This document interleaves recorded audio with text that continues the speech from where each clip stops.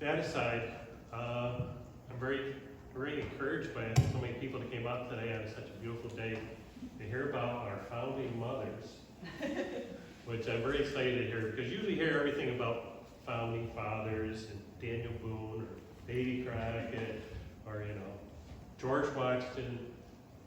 You never hear about Dolly Madison once in a while, right? She saved the cookies out of the White House. But you don't hear anything about the women behind the men, or vice versa. So I'm going to let my curator, Mina Porkman, talk about the founding mothers of America. And we had such a great team putting this together. My interns, my staff, Don, Mina, Morgan Flantz is there. She did a great job. She was head of our art exhibit last year, and she did a great job. So without further ado, I'm going to let Mina talk about what was going on here and introduce our panel today. All right, well, thank you for coming today.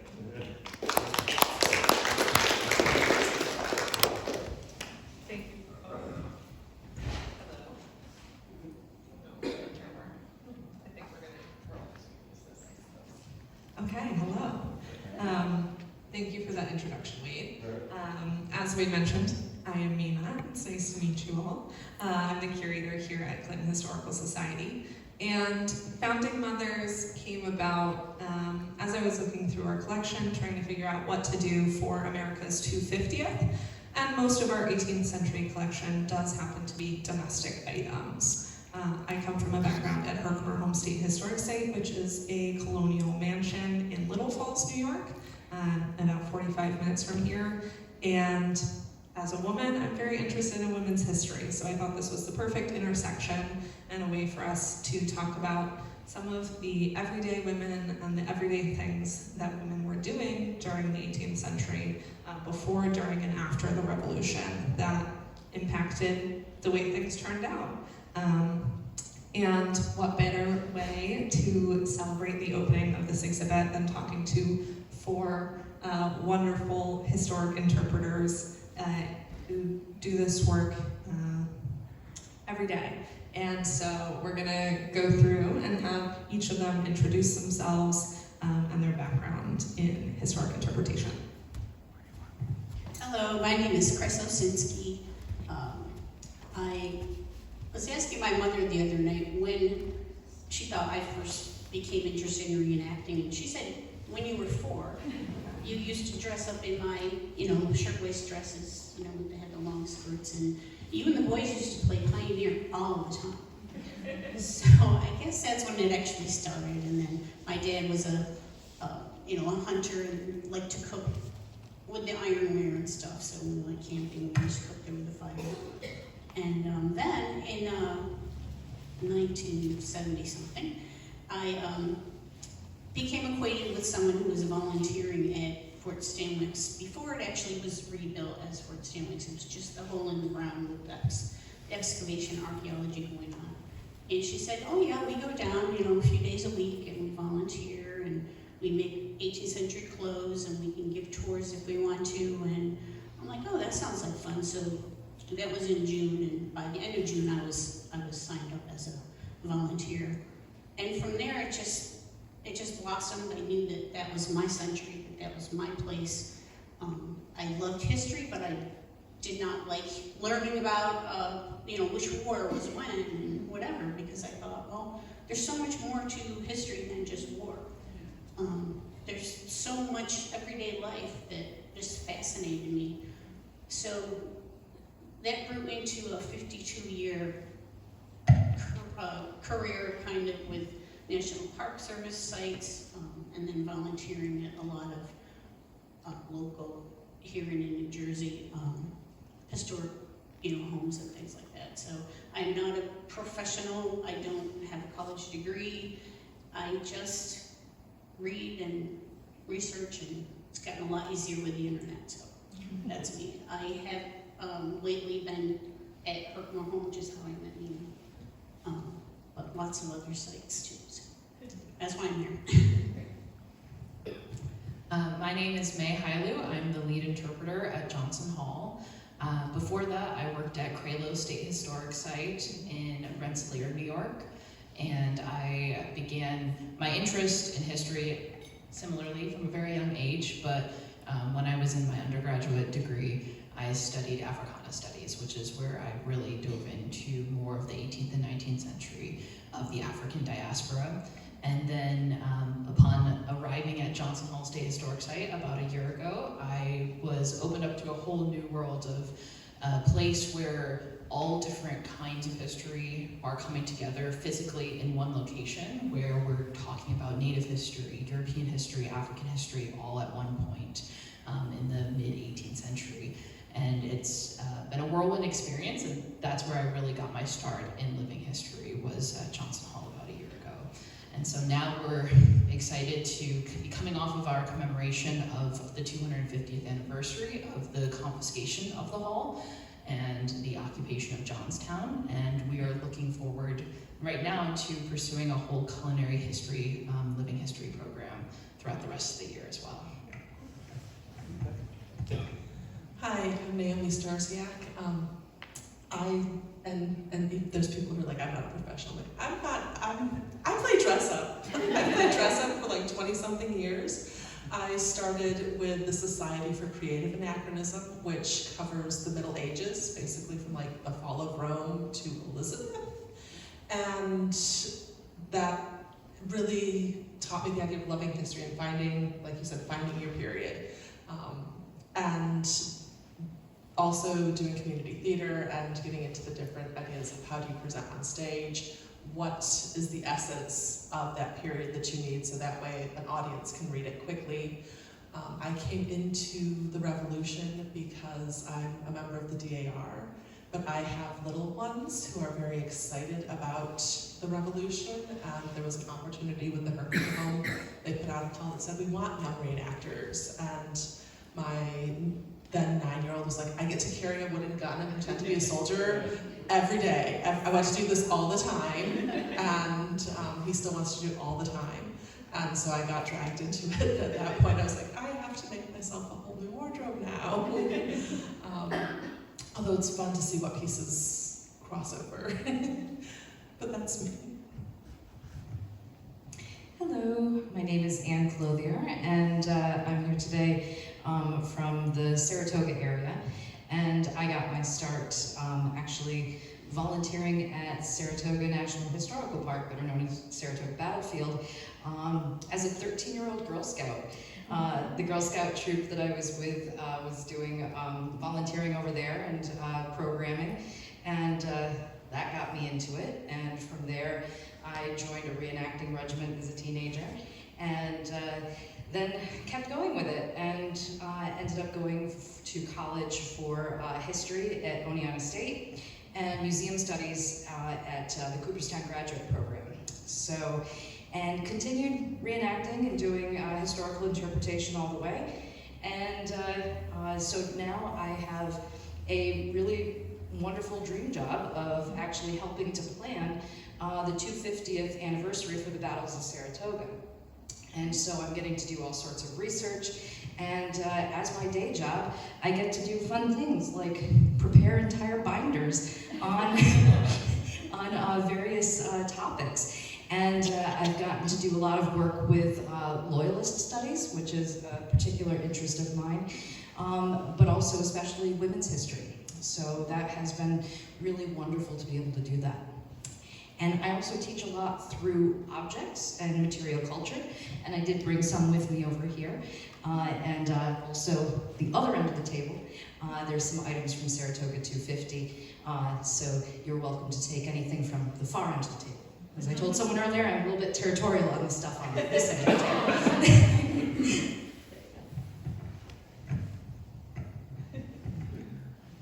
Sorry for the long pass. Thank you for introducing yourselves. I love that everyone has sort of, we've got someone who got involved very early, someone more recently.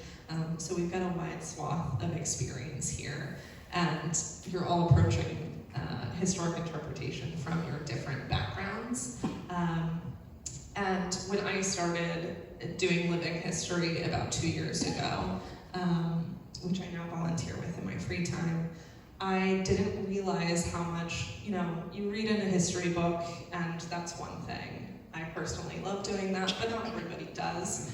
And it's a very different thing to put on the clothes and do the everyday things that people were actually doing at that time. And when you put those clothes on, your own identity comes into it much more. So that's the first thing that I wanted to ask you folks about, is how does your own background, your own gender identity and expression, how has that influenced the histories that you have chosen to research and share with other people? Well, I've got a fun link to that because I have trained as a home birth midwife, and so I was in the middle of my studies when Diary of a Midwife came out, with its very out of context now foreword, in which the author puts out the fact, why is she writing about a woman in what is now Maine before the revolution? Because well-behaved women rarely make history, and we need to know about those everyday lives. And that is, when we look at the founding mothers, we have some names, but what were those everyday women? The women who made extra socks and sent them along with the soldiers. The women who, we've got a list there, who made 5,000 rounds of ammunition in a week. Luckily, her name is on a list somewhere, but these were women who just were incorporating things into their everyday life. And that is, even back with my medieval studies, and there you have these men who are going off and waging war and at the tournaments and doing this, and their wives were the ones who were keeping the castle and taking the rents and making sure the tenants were cared for and making sure that they had a castle and lands to come back to. So that's one of the things that I look at when I think about the women's point of view, is their names might not be there, but they're the ones that were running everything. There wouldn't have been anything if it wasn't for a woman somewhere doing it. I think for me, having begun it so recently, just a year ago, and before I ever had clothes to wear, it was the researching process. And at Johnson Hall, a lot of my initial research when I arrived was focusing on the enslaved community there and building off of my own interests in African history. And then to research and put together the story of the enslaved cook at Johnson Hall, who we still don't have a name for, but I know in 1768 she's purchased from New York City, and she goes through this voyage where she is sent along with a gift of barrels of honey and 500 oysters. And she's pregnant at the time, and she has 2 children that she's also bringing with her. And when she arrives finally at Johnson Hall, a couple months later, she gives birth, and it's quite a difficult birth. She's the only person we have where medical expenses are recorded for them, who is a slave at Johnson Hall. And so getting to put on clothes and then portraying her through hearth cooking programs, at least a portion of her story, as somebody who loves to cook personally, and then getting to see what is it like doing the research, doing the work of portraying somebody who was cooking not their own volition, but also for this family and community where so many stories are coming together at one point as well. Since Fort Stanwix was my first job in interpretation and my first volunteering in interpretation, the 2 women that worked there portrayed women who were following their husbands in the army. My husband was a sergeant who actually did exist. They actually went and found names of, the men, but there was no, evidence of his wife being there. But just the fact of being immersed in a military situation was kind of my starting point. And, there were women there who became famous. There was a woman who gave birth in the bomb-proof during the siege.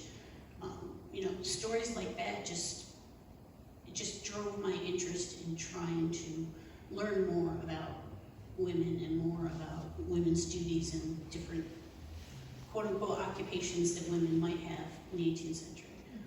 Following the army was one of them. So that's my take on it. You want to? Of course. There's a variety of reasons that I feel that I've been sort of pulled into this, and I certainly have always had this draw to the late 18th century, and I don't entirely know why, but in my family there's a lot of stories that are passed down, and I joke that we're on a first name basis with people that have been dead for 200 years, and I reference a lot of members of my family. Also, my family does not move much. Many of the lines have been in Saratoga County for well over 200 years, and so while I spent a little bit of time away for college, I came right back. So I don't know if it's genetic or what, but I have the stories of Mercy May Clothier. So my direct, going back 8 generations, great grandmother, and she and her husband came over from Connecticut in the late 1770s and settled on land that's very close to, if not including, the farm where I grew up. And she had about 10 of her own children. And I always grew up wondering about her experiences, and as has been mentioned a few times, again, her experience as a mother, becoming a mother, birth, all of that. And it's something that, again, I've always felt that draw to, and I was also very inspired by Laurel Thatcher Ulrich's work with A Midwife's Tale when that came out, and the wonderful documentary that was on PBS that focuses on that work. And but yeah, there's some draw there that I still can't fully verbalize.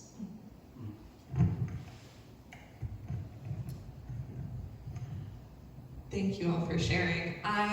When I first put on, the 18th century clothing, I think what I was really confronted with was, I identify as a woman, and in my everyday life, I'm lucky enough to live in a society that impacts things still, but not to the same extent that it did in the 18th century. And you're hit with this realization of that gender difference at the time and what it means for what your life actually looks like, the things that you're doing, the things that you're able to pursue, what you're able to think or learn or communicate to others, all of those different things. And having all those different perspectives is really important. Now, a couple of you have mentioned your different starting points and access points, and where you are learning things from, whether that's from the living history community, from the archives. I want to hear a little bit more about your research process, how over the span of your time doing living history, you've maybe changed some things or improved your sharing of history. I'm really curious about that process. In the beginning, working with the folks at Fort Stanwix, that was my early, I guess I would say, initiation into researching. They did have a lot of sources, a lot of different things that you could read, and then, of course, once the archaeology was done and all the pieces of pottery and that, so that impacted me talking to other people and explaining that in a way that a 20th century person might be able to comprehend. We don't even think anything about going out in the yard and throwing a dish away. That's not what we do.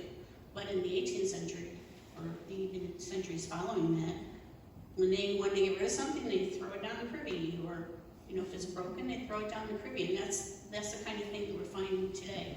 And it does tell a story.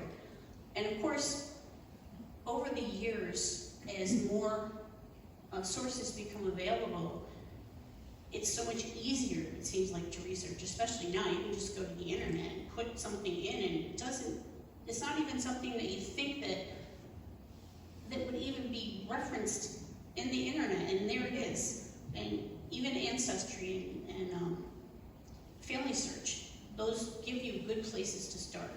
You know, even if somebody put in the wrong information, if you're looking up a specific person or a pension request or a pension deposition from somebody, those are all right there at your fingertips for you to take and use as you wish. So when somebody comes in, even to the DAR, and says, well, I think I might have a Patriot, but I'm not really sure, and I always just tell them, at least do your family tree, and when you get to somebody who was alive and well in the 1770s, you know, that could possibly be your ticket to the daughters of the American Revolution. And some people, it does spark them into doing massive amounts of research. And in that way, it's good, but it doesn't tell you the stories of the women. So that's one way of getting interested, I guess, so that you keep looking for more information. I think a lot of my work, once I started at Johnson Hall, has really focused on reframing how do we learn about people, especially when we're talking about these groups of people, whether it is African history or women's history, who we don't often get to hear in their own words what their life was like on a daily basis. There are women whose lives we get to hear, but it's not necessarily the life of the cook or the indentured servant who is one of the maids in the hall, right? And so how do we piece together bits of archaeology? How do we piece together those records that we do have to create a picture and a story, an idea of what their life was like to inform us and to be able to interpret that to the public and share those stories with the public, right? And at Johnson Hall, we are very lucky to have the names of so many of the enslaved, and even just the shoe records of shoe repairs and shoe mending that's happening at the hall. There is Jenny and Juba are a pair of sisters that we have who are enslaved African girls, and little Juba gets her shoes repaired in John Loney's account. And that in and of itself tells us a bit about her. And being able to extrapolate that with information that we are able to gather about the rest of Juba's life, where she arrives at Johnson Hall at the age of 10, and then we see her in the records as going with Molly Brant to Canada in her 20s. So while we don't know what her everyday life was like, the fact that she's still there with Molly is still an enslaved person, and she is also still with her sister Jenny at that point in time. So examining and reframing how we approach history when you're looking at, say, the 14,000 pages of the Johnson papers, you have a lot of information about Sir William's life, but that doesn't always mean that you can't also use that to, when you're framing your position on how you're approaching history, to create the story, create the pictures and ideas of what other people's lives were like in between there. And I'll say it's surprising how much is lost in that gap, because with 250 years, that's a long time. But when I was researching into the 1400s, and they're really, like, the things that get saved are the important ones. Here's what's really important. This was someone who was very rich, who was very powerful. So we have these cookbooks. We don't have a lot of plain recipes. We have the fancy recipes, because this was a cook who wanted to show off their master's wealth. And so the idea of being able to put in that work of extrapolating. All right, here is that they were going to cook this chicken in wine, and here's these herbs that would have been, they were coming in on this trade route. Well, the everyday peasants had access to the chickens. What were they doing? They probably had some version of wine. It wasn't the same. It was going to be something that they were creating from local fruit. They were making it themselves. How long would they ferment it for? How long would they age it for? And so when you transfer that to something that is more modern, which is weird to think of the revolution as modern, but you have a lot more information that you can work for, and it helps with bringing that. So we don't know, what these individual stories are, but we do have more of those everyday stories. And so we can take, well, here we have in this diary an example of, something that a girl was excited about, a dress that she got. We can put that across to every girl gets excited about a dress at some point. There's this fancy dress that was bought for me. Now we can look at the idea of the fabric that was going in. It was purchased in this amount. Well, we know that this amount was needed for a girl of this age. We could probably say that there was a girl of this age in that same family. We it's easier to make those equivalencies when you start to try to figure out what was going on in the everyday. In reference to sort of the transformation and over the years and such of interpretation and all of that, I started off again with a lot of military focus. I was at Saratoga Battlefield volunteering and such, and but one thing, there's a quote that I keep coming back to from someone who was the director at the Baseball Hall of Fame in Cooperstown, and he said, "We are here for the people who love baseball. We are also here for the people who love baseball." And that sort of emphasis that not everyone who walks up to your display or to your museum is necessarily the fan that has brought them to that location that day. But trying to find ways in and trying to find relevancy for anyone who may be part of that group. And especially when it comes to children and all of that. But finding, again, those other ways in. There are certain topics that I really love to talk about. But sometimes it's just a matter of pulling a couple of items out of my pocket or out of my basket that are different materials. And talking about the use of cowbone, of horn, of materials that people might not recognize today, and getting some of those thoughts and those compare and contrast thoughts going with a family can be really important. And it's not necessarily directly telling them about the historical event that we may be there for to focus on that day. But again, it's a way in. It's a way to get someone thinking, and most importantly, get them curious.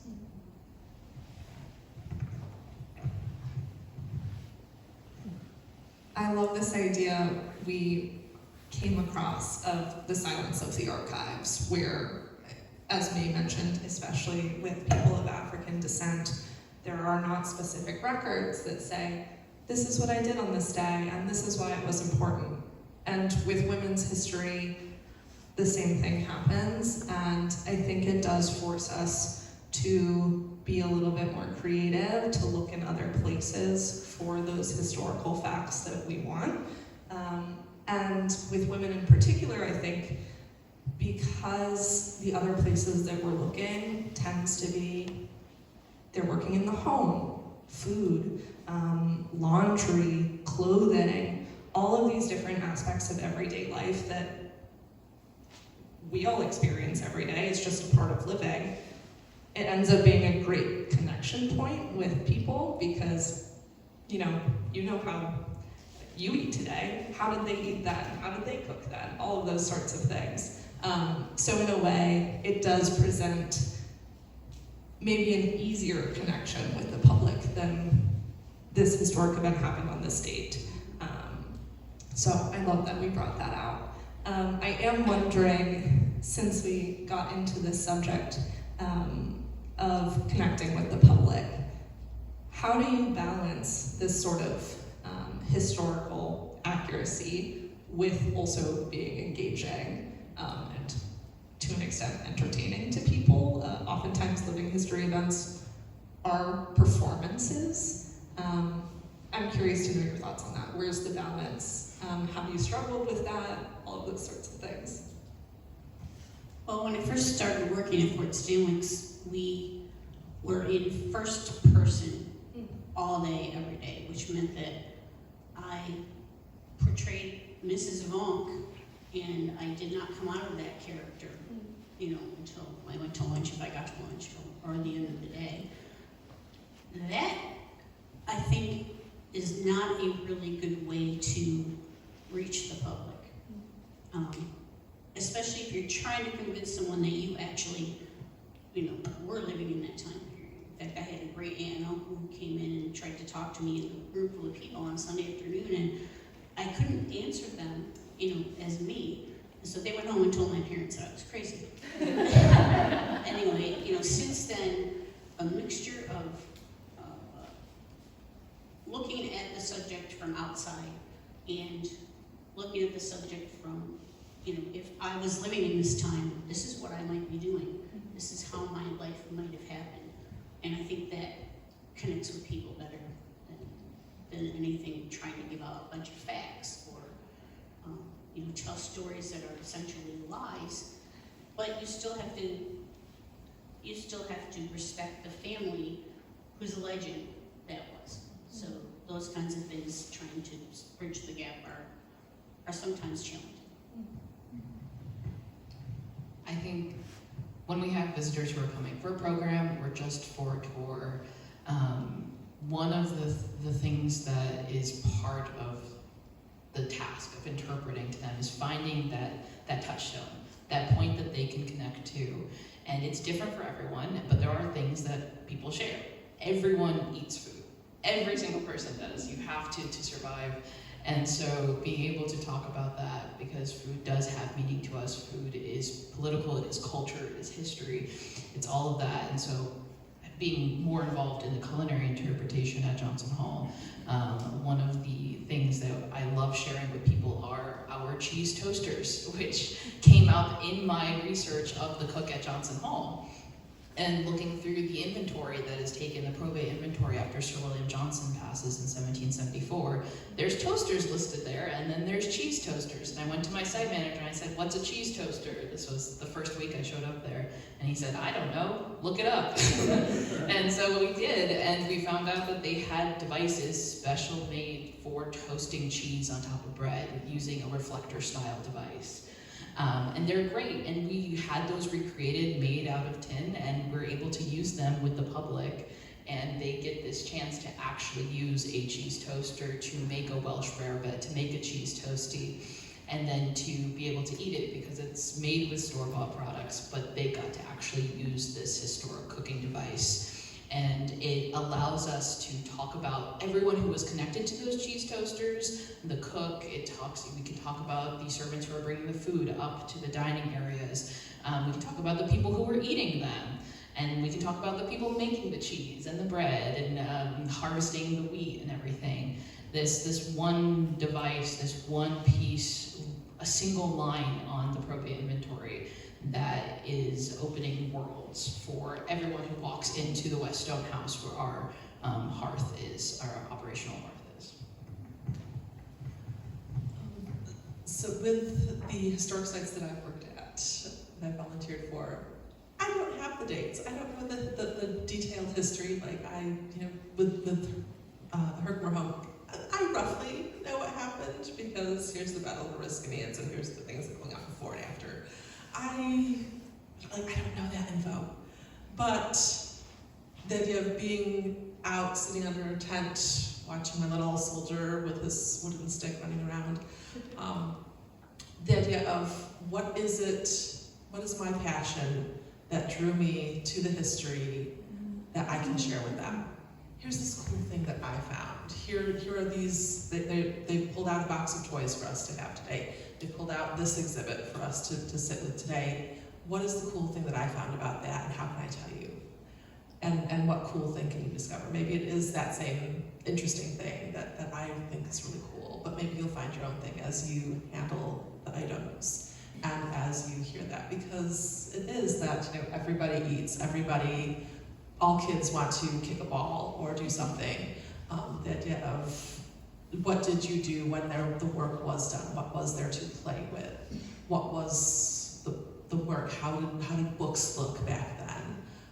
It's nice that also revolutionary script is printing looks a lot like modern printing, and you don't have to sit there. And I was, for fun, I was reading a book from the 1650s, and it's easier to read it out loud, so that way you put the S in the right places when you come to those. But it's nice to have those connections, and why are you interested in it?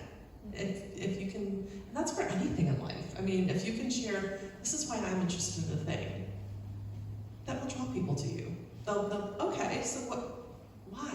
Why are you interested in it? Well, let me tell you more. Let me tell you about this. Let me tell you about this cool thing that I learned.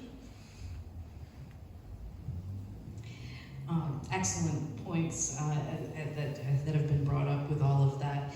That's the downside of being the end of the line.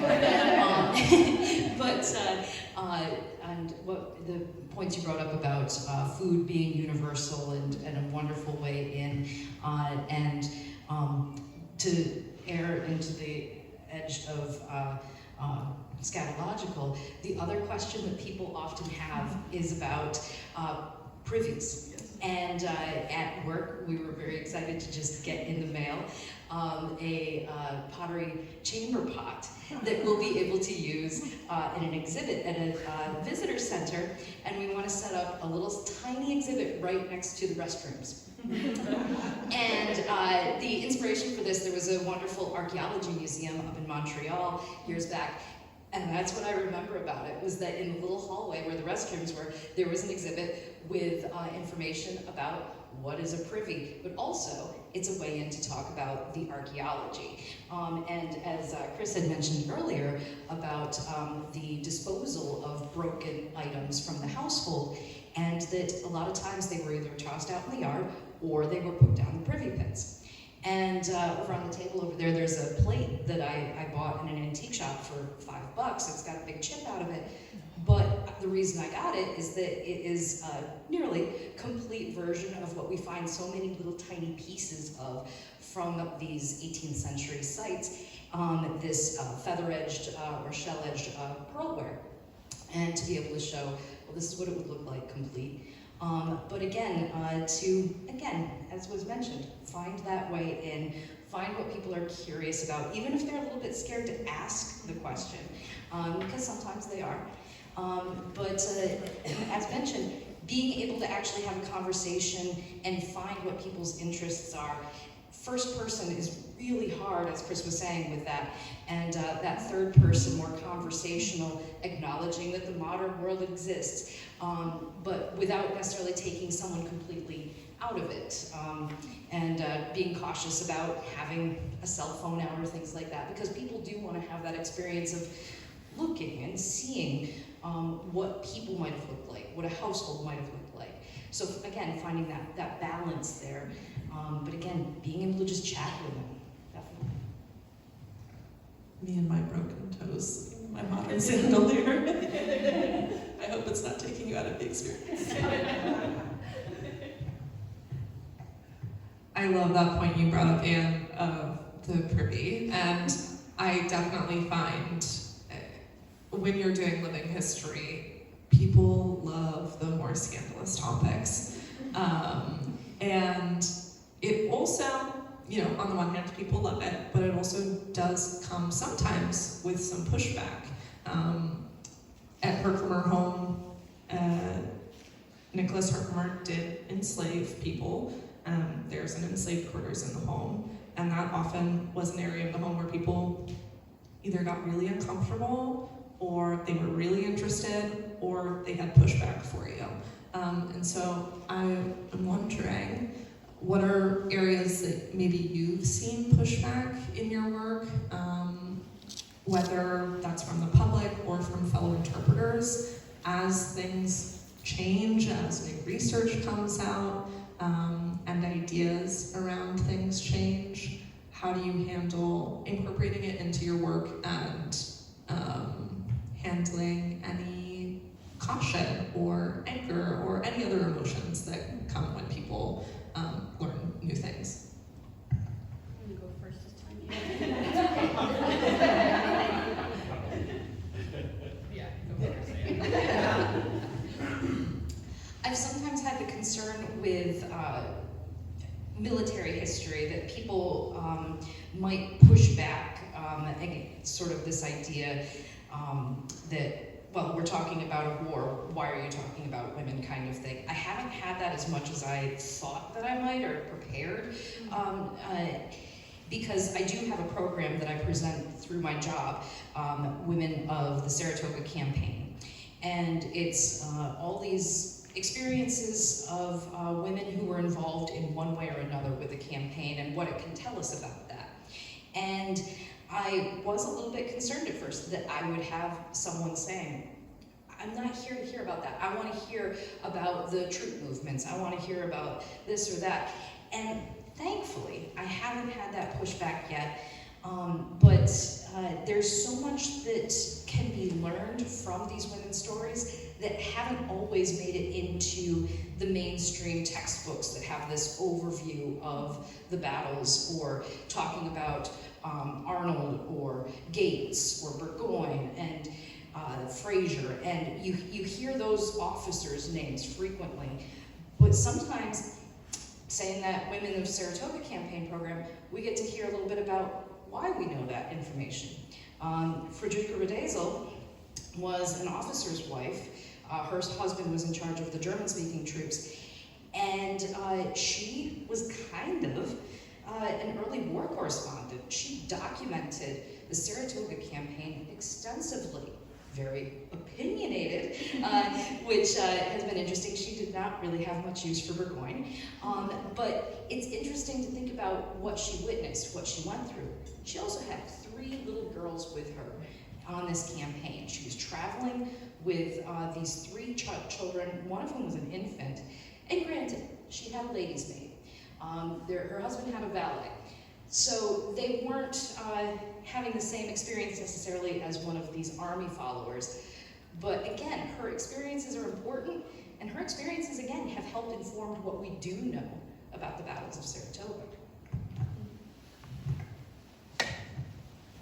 I don't have a whole lot to draw from my revolutionary experience, but with that medieval, there is a lot of movement for the idea, we talk about cultural appropriation, because it is this huge swath of time, huge swath of geography, and the idea of that there was a point where it was like, you need to portray who you are as a person.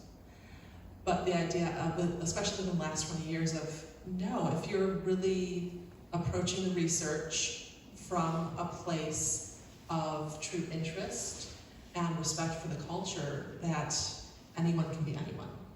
And so the idea of going in and, hey, let's do an event that is Moroccan based, and here is the Islamic culture at the time. Let's find out about that. If we are approaching it from a point of respect for that history, yeah, let's do that. Let's look at what's going on in Japan at that time. There's been a lot more, our organization definitely started off as Eurocentric, but as we're gaining more, as those research and the internet connects us more to those places, and we're finding those histories that are written down, the fact of including that. And as you have people of color coming in, it's like, no, you don't have to be just who your ancestors were. You want to be high Venetian with a big lace collar and all the beads? Okay, why not? Go for it, make that outfit. Do that, find out that history.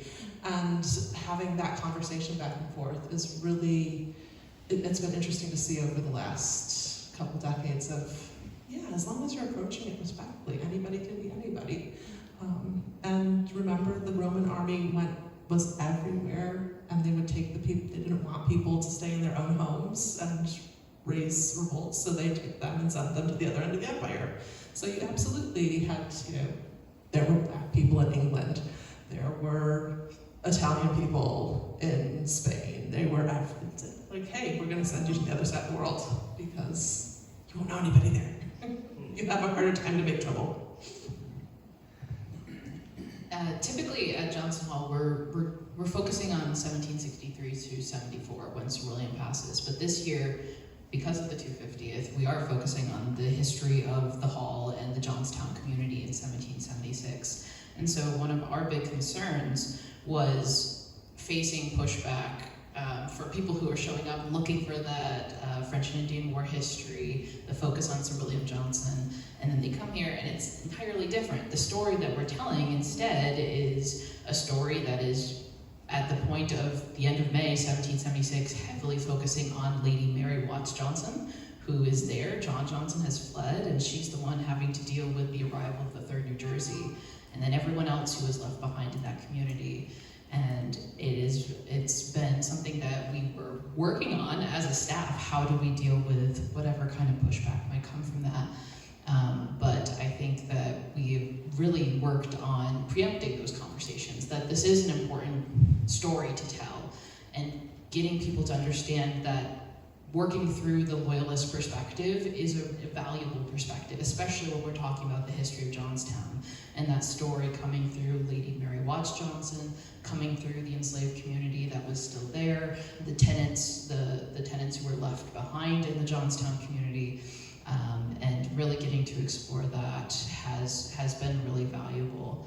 But we also, as we're saying, Mina, like when we're talking about the history of the enslaved, do sometimes get questions and pushback, but most often I find people just want to learn. They just want to know, and they may not know everything at that point, or might not be familiar with what slavery was like in New York State and have questions, and that's our job, is to answer those questions and to help them want to learn more about those things as well. So.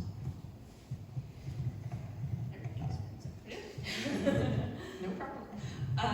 Okay, so we're getting close to the time that I wanted to open it up to the audience for Q&A, but I have one more question that I want to ask. Since this exhibit is focused on women's work, I wanted to ask each of you if you could pick one aspect of women's work during the Revolution that maybe it's, if you could only do one more thing, living history-wise, until you die, what work would you do, or what do you think was the most important on the Patriot or the Loyalist side, because we do have both represented. I'm curious to know what your choice would be. Just living life the way these people were during the war. We just can't even imagine what a family's life is like in the 18th century without all like the military support we have nowadays. When somebody gets deployed and the family stays home, they usually have a support system with the military itself. But in the 18th century and other centuries where it was more or less a volunteer thing, I would just love to go back and spend some time with these women that were left at home to do everything. To figure out how to get wood and how to defend themselves and how to deal with the loss of a young man who, 16 years old, goes off with a militia and doesn't come back. I'm getting chills right now, but it's just an aspect of living history, I think, that most people cannot even vet. So that would be my thing. As hard as it might be to be one of those people, I would like to see and feel what that experience was like, even if it was only for a minute. And a lot of people don't like hearing about that because it's not the pretty side of Fort Clark, say. It's not the idea that they've built in their mind about what it was like. So that would be my next journey. Not unless I can time travel. I can read more and try to understand more and explain to people. It's about the best thing I can do. I think for me, I would continue focusing on food and culinary history personally, but looking at the Revolutionary War period in particular, I think one of the really fascinating parts of the history that we're exploring in this year during tours at the Hall is really the way that women are so connected to active participation in this conflict, and that so many people are not aware of that they are serving as these focal points for information networks. And Lady Mary Watts Johnson is a part of that, Molly Brand is a part of that, and all the women who support them in their lives, literally their maids, their servants, are a part of that information network as well, and supporting that.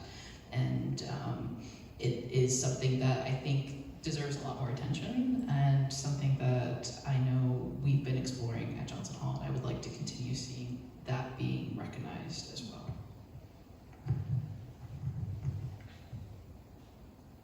I'm kind of right there with you with the culinary. When they asked for pictures of reenactments, I was like, I don't have any pictures of me in 18th century, but here's some from my other stuff. And Mina had a few of me, and I'm like, yeah, but I'm still, in all of these, I'm still bent over a cook fire. Doesn't matter what clothes I'm wearing, I'm still bent over a cook fire of some sort. And that's, we all eat, that's what we said.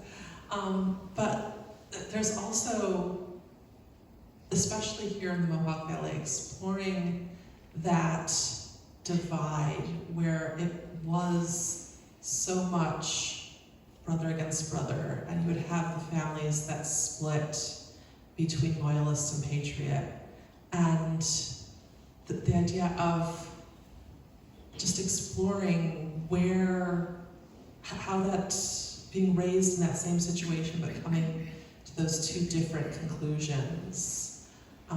That I'd love to see more of that. Drawing a bit on a couple of things that were earlier said. Again, that experience of the everyday typical is so important and so underrepresented in the available documentation. You hear about the more extremes and things like that. Those were the things that were documented. But again, that sort of razor's edge that so many people were living on without as many safety nets that we see today. The farming families, that if the crop failed or the crop was taken by an army or things like that, what are your choices? What do you have? Like, and not even just crops like wheat or things like that, but also like the grass crops that were going to get your livestock through the winter, and things like that. But also those family dynamics. One thing that really struck me recently was really thinking about the idea of teenagers. And I'm a mom to a 13-year-old and a 4-year-old right now. And the value and the importance of a teenager in one of these farm families, that once a son or daughter got to around that age, that 12 or 13, it's you have the potential to nearly double your output on a farm. And so that a father working in the field and working with livestock and things like that, well, he's now finally just about duplicated himself, and so production can increase and things like that. In the household, once there is a teenage daughter, there is so much more that can be done, and she's able to help care for the other children. And so really thinking about those dynamics start to make these really large farm families make a lot of sense. And also seeing how even the perception and stereotypes of teenagers have evolved over the years now. Again, as a mom to a new teenager, it's been very interesting to think about those dynamics and how important this population was, this age group, back in the 18th century.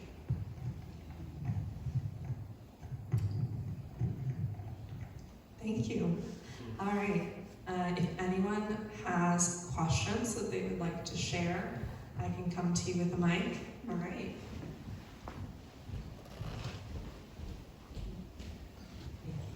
I have a quick comment and then a question. My quick comment is that I went as a child, as a little girl in the 70s, to Fort Stanwix with my parents. And I remember my father asking a young man in soldier's outfit, how many of you are there here? And he said something like several hundred. And Dad was shocked, and he said, oh, so how did you build all this? Oh, we floated the logs down the river. And this is when we all started to realize, oh, he's answering us in character. And he would not write character, which again, you're right, was confusing because there was no introduction to that idea when you first came in. So I'm glad that that's no longer the case. It's still a good family story we laugh about.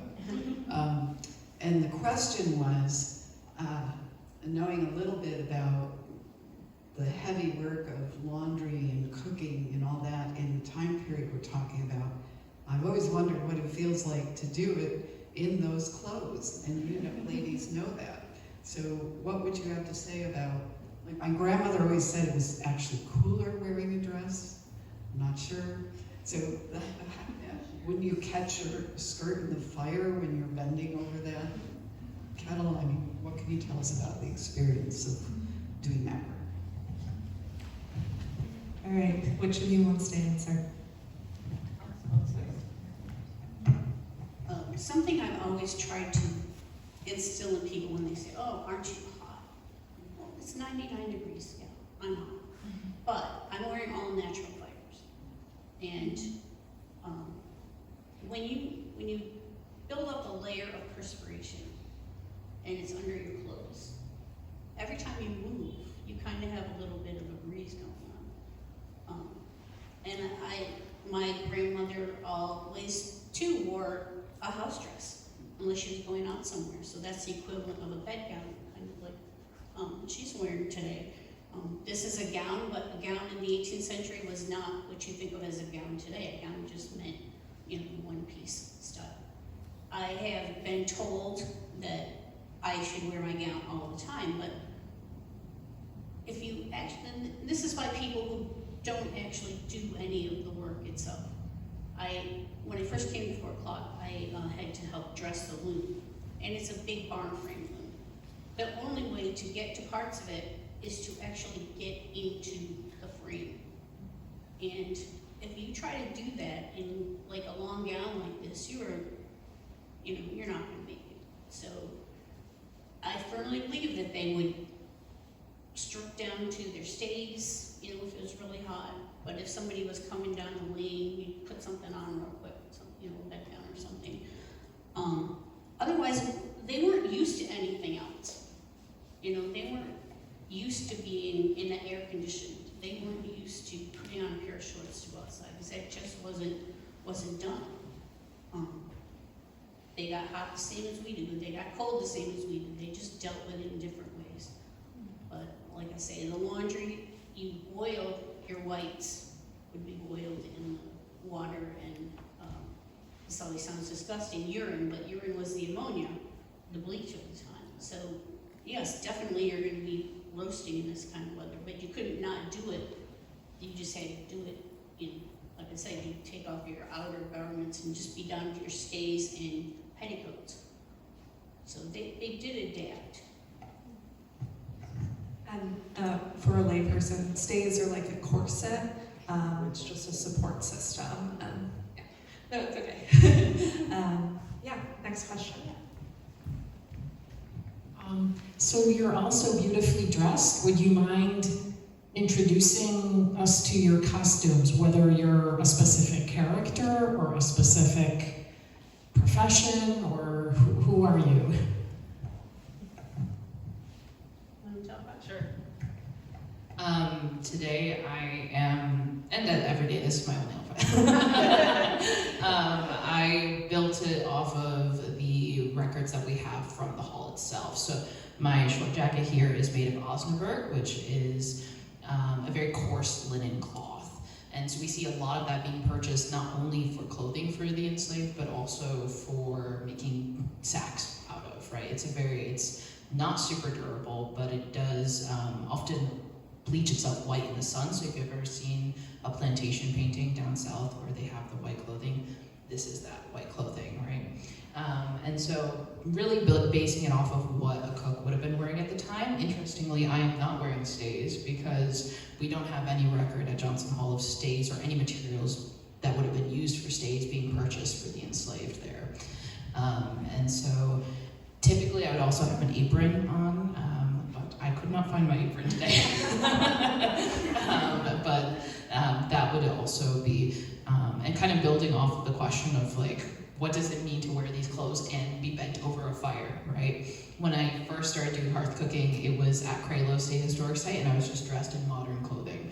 And so I have a really great comparison, and I tried to wear natural fibers, but most clothes today are not typically made of natural fibers. And I will say, I find it much more comfortable doing it in these clothes than I do in a pair of jeans and whatever shirt I was wearing that day.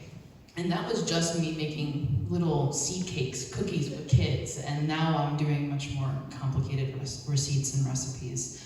And so having this breathability and the natural fibers helps a lot with creating that draft and also making sure that you don't burst out into flames. So I'm a person, I'm not very fancy, because like I said, I end up over a quick fire. And so whether I'm in my medieval, whether I'm revolutionary, this skirt was made probably about 20 years ago. One of the first things that I did, and so it has seen a lot of cook fires. And yeah, as you mentioned, the idea of you don't always wear your outer garments, or they're not always presented prettily. We have, in the medieval ages, there's lots of pictures of women in just their shifts, because it's the summertime and you're out helping to bring in the flax. You're in just your shift. Those wonderful chapeaux that have these long things coming around and this and that. Well, it's actually, if you take the outer tunic that has the hood part on it, and you take it off and then roll it up on your head because it has to stay somewhere, that's how those came about. So the idea of removing clothes or being able to have this and just hitch it up into the waistband as you're going over to do something and getting it out of your way is very common. What I put on top of it, depending on if I'm 14th century Poland or revolutionary up here, that changes a bit. But the idea of the undergarment, because that's the thing that's getting washed a lot. That's the thing that's taking the beating. That's what you're sweating into. And having those fibers, yeah, it really is, those natural fibers make such a difference. And it is the fact that when you are wearing a skirt, you start to kind of naturally put a little sway into your hips. And now all of a sudden you've got this great big fan that's like blowing air between your legs and helps keep things cool. You start to feel sorry for guys because they don't well, for the revolutionary guys.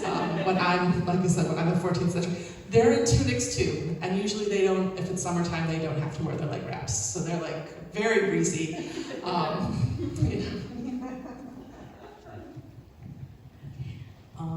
And I'm also wearing a bedgown. This is a linen dimity, and apron and petticoats and such. What I've been working on is actually a strap for a gown. I have a wool gown.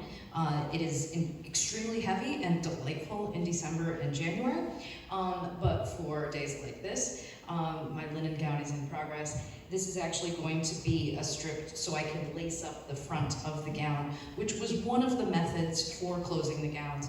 But it's a method that I want to use. My 4-year-old is developmentally disabled, and pinning was usually the most common way for women's clothing to stay on. I'm not going to use pins around a child who's still putting everything in her mouth, and I don't want to accidentally poke her as I'm carrying her around a lot. So some of these adaptations are both for, I'm using accuracy, but it's also an adaptation I feel that I need to do to adapt my modern elements to my historical interpretation. All right, we've got time for one more question if we have any others. No, we're all good? Oh, okay. Oh, do I need the mic? This will be quick. I heard you say bedgown, a friend that used to do Revolutionary War reenacting, and she wore something that she called a bed jacket, which is different than what we think of as a bed jacket, like on an invalid in bed in the hospital. What is the term? I mean, why are they called bed gowns and bed jackets if you're not in bed? It's basically the same thing, it's just an undress. It's an undress garment. So you would wear, there's also a short gown too, which is a different, more fitted. But they're basically the same thing. Like I said, when you get up in the morning, think of a very rich person in the 18th century. When they get up in the morning and they put on, before they get their stays on, before they have their hair powdered and everything, they just put on something over them to be, to be proper when your mate comes in or something. But these are, you just wear them around like a house dress, as opposed to wearing, a one-piece gown. So if you're wealthier, you might, only wear something like this, except when you first get up in the morning when you put on your wrapper or your bedgown. So a bedgown and bed jacket are basically the same thing. And to add to that, Chris is wearing a full gown, which is most common at the time period, but I have also seen records of, in the Northeast colonies, more women do start to wear short gowns, which, as Chris mentioned, is like a shorter version and more fitted version of the bedgowns that May, for example, is wearing.